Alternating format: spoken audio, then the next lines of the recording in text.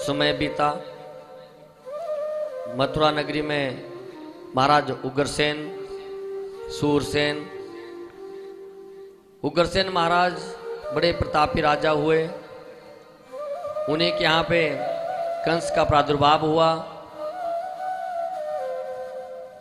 संत ने कुंडली देखी, महाराज ने कुंडली देखी, उग्रसेन से कहा ये आपका जो पुत्र है ये दुष्ट दुराचारी होगा।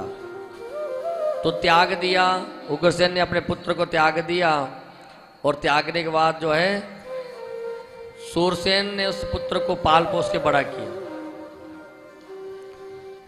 जब पता लगा उसे कि मैं उग्रसेन का पुत्र हूं तो वापिस आए, अपने मथुरा में पहुंचे, अपने पिता को बंदी बना दिया, स्वयं राजपाट संभाल लिया और सभी से कहा कि कोई भगवान का भजन नहीं करेगा, केवल कंस का नाम लेगा। कंसाय स्वाहा ऐसा शब्द कहेगा। हवन भी करना है, कंसाय स्वाहा। अत्याचार चार होने लगे। ऋषि मुनि जितने भी तप करने बैठते हैं सब इधर उधर भागने लगे। चारों ओर हाहाकार मच गई। कंस की एक बहन है, चाचा की कन्या है देवकी। वसुदेव उनके मित्र है। तो मन किया कि चलो लोगों की नजरों में अच्छा बन जाता हूं। कई लोग दिखावे के लिए भी अच्छे बन जाते हैं। बोली राधे राधे। सिर राधे। खिचड़ी बनी है पार। सिर राधे। जोर लगा के सिर राधे। मकर संक्रांति खिचड़ी जोर से खाना, इसलिए जोर लगाना। श्री राधे। आज तो गला भी ठीक हो गया थोड़ा थोड़ा मेरा। श्री राधे। बोली बांके बिहारी लाल की। जैसे ही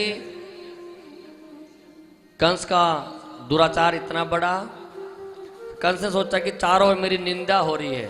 मंत्री होते हैं साथ में। मंत्री कहने लगे महाराज आपकी तो निंदा चारों तरफ है, पाप ही पाप कर्म है। चलो कोई धर्म का काम करते हैं। क्या करें? देवकी का विवाह वसुदेव के साथ करवाते हैं। जैसे ही विवाह की बात हुई, चलो देवकी वसुदेव का विवाह हो गया। अब एक और मन किया, राजा तो हो, चलो पालकी भी अपने आप उठाता हूं। लोगों के बीच जाऊंगा तो कितना मान सम्मान होगा। देखो इतना बड़ा राजा अपनी बहन की डोली को लेके जा रहा है। बोलिए आनंद भगवान की। सीख मिलती है। कई मन से करते हैं, कोई दिखावे के लिए। मंत्री होते हैं, झाड़ू लगाते हैं, महाराज फोटो आ जाएगा अखबार में, चलो झाड़ू लगाते हुए फोटो खींच लेंगे। कई दिखावे के लिए करेंगे, कई मन से भी कर लेंगे कि दुनिया क्या कहेगी। देखो इतना बड़ा आदमी जब ये काम कर सकते तो हम क्यों नहीं करें। क्योंकि सीखा सीखी में लोग करते भी है। दो भाव ठीक है इनके कि कई बार लोग देखा देखी में काम करते। अगर एक ने कहा तो दूसरे ने भी वही काम कर लिया। इसे कहते हैं, क्या कहते हैं इसे? भेड़ चाल। बोली राधे राधे। अगर भेड़ों को पकड़ना हो तो सीधा सा क्या काम है, एक भेड़ को लाइन से लाओ, खड्डे में डाल दो। तो उन्होंने नहीं देखना कि नीचे खड्डा है। जैसे आंखें बंद करके आ रही है खड्डे, सब डाल लिए करके सब खड्डा भर जाएगा। बोली राधे राधे। और बड़ा कुआं रख दो, एक भेड़ को उस पर डाल दो तो सब लाइन में आती रही है, गिर रही है, कोई चिंता नहीं, आ रही है जा रही है, उसी में जा रही है। उसके भेड़ चाल तभी कहते हैं। बोलिए आनंद के भगवान की। उन्हें कोई दिखता नहीं, जैसे आगे वाला चले गया पीछे वैसे कूद रहा है, कोई बात नहीं, जा रहा है। कंस ने जैसी पालकी उठाई, सब लोग वाह वाह करने लगे। देखो महाराज कितना बड़ा महात्मा, कितना बड़ा संत, ऐसी व्याख्या करने लगे। अब जो दुराचार करता था वो सब भूल गए, 100 बुरे काम कर दिए, वो सब भूल गए, अच्छा काम कर दिया। और 100 अच्छे काम किए, एक बुरा कर दिया तो बुरा ही रहेगा लास्ट में। अंत में जो काम किया सो वही याद रहता है। आप किसी के 100 परोपकार कर लो, लेकिन लास्ट में कोई काम कह दिया आपने नहीं किया, मना कर दिया मेरे पास समय नहीं है, तो अंत वाला काम याद रहेगा कि देखो मैंने काम बोला था नहीं किया। 100 काम भूल जाएगा। सब वाह करने लगे तो भगवान ने सोचा कि इसको झटका दे देते हैं। जैसे जा रहे थे उसी समय आकाशवाणी हो जाती है अरे कंस, जिस बहन को तुम डोली में बिठा के ले जा रहे हो, विदा कर रहे हो, इसका 8वां गर्भ तुम्हारा काल होगा। बोलिए आनंद गंध भगवान की। जैसे सुना आकाशवाणी हुई, आकाशवाणी सुनते ही घबरा गए कंस, डोली को नीचे रखा और देवकी को मारने लगे, बालों से पकड़ लिया। वसुदेव जी आगे खड़े हो गए, अरे भाई क्या करते हो, ये तुम्हारी बहन है और अपनी बहन को वध कर दोगे तो लोक निंदा होगी, और ये अब मेरी धर्म पत्नी है तो आप मेरी पत्नी को नहीं मार सकते। लेकिन कहा कि देखो आकाशवाणी तो हुई अभी, किसका 8वां गर्भ मेरा काल है, तो मैं नहीं चाहता कि मेरा काल जन्म ले, इसलिए मैं जड़ को ही मिटा देता हूं। नहीं महाराज, अगर तुम्हें ऐसी शंका है सो मैं तुम्हें वचन देता हूं कि जो 8वां हमारा बालक होगा, संतान होगी, मैं आपको सौंप दूंगा। कारागार में डाल दिया और कारागार में जैसे डाल दिया वहां पे रहने लगे। पहला पुत्र हुआ कीर्तिमान। और पहले पुत्र को तो देना नहीं था, लेकिन संत नारद आए। नारद ने समझाया कंस को, देखो कंस तुम कितने भोले भाले हो, और नारद का काम क्या उकसाना, और नारद चाहते भी है कि जल्दी जल्दी इसका पाप का घड़ा भरे। सो भगवान जी इस धरा पर लीला करने के लिए आए। बोले राधे राधे। कहा अरे तुम्हें मालूम नहीं है, देवता लोग बड़े चालाक होते हैं। तुम्हें कहा कि 8वां जो संतान होगी, 8वीं संतान होगी, वो तुम्हारा काल होगा। लेकिन कौन सी 8वीं? पहली भी 8वीं हो सकती है, दूसरी भी 8वीं हो सकती है। एक फूल लिया, फूल को घुमाया, महाराज पहली पंखड़ी कौन सी इस फूल में है? अब जहां से गिनना शुरू करो वही पहली हो जाती है, और जहां से गिनते वही पहली पंखड़ी हो जाती है। महाराज ये तो गड़बड़ है सब काम। इसलिए पहला भी 8वां हो सकता है, 8वां भी पहला हो सकता है, 5वां भी 8वां हो सकता है, कुछ भी हो सकता है। और तुम्हें मालूम नहीं कि कैसे 3 पग भूमि मांगी थी राजा बलि से, तीनों लोक ले गए? कैसे बात को तुम ज्ञान नहीं तुम्हारे लिए? कि महाराज ज्ञान तो है, ये छल करते हैं। देवताओं को अमृत पिलाया, देवताओं को सुरापान पिलाया, यह तुम्हें मालूम नहीं? ये छल करते हैं, इसलिए तुम कोई रिस्क नहीं लेना है। अगर बचना है तो बोलिए आनंद भगवान की।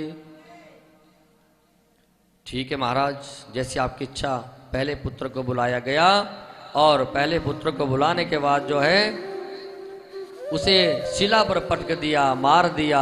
इसी प्रकार जो है 6 पुत्र हुए, 6 पुत्रों को कंस ने बारी बारी से मार दिया। 7वीं जो संतान हुई वो घर्षण विधि के द्वारा जो है मां रोहिणी के गर्भ में स्थापित किया गया, और कंस से कहा कि 7वीं संतान गर्भ में ही नष्ट हो गई। अब 8वीं संतान होनी थी, सबको इंतजार था, देवताओं को इंतजार था कि महाराज भगवान जी आएंगे।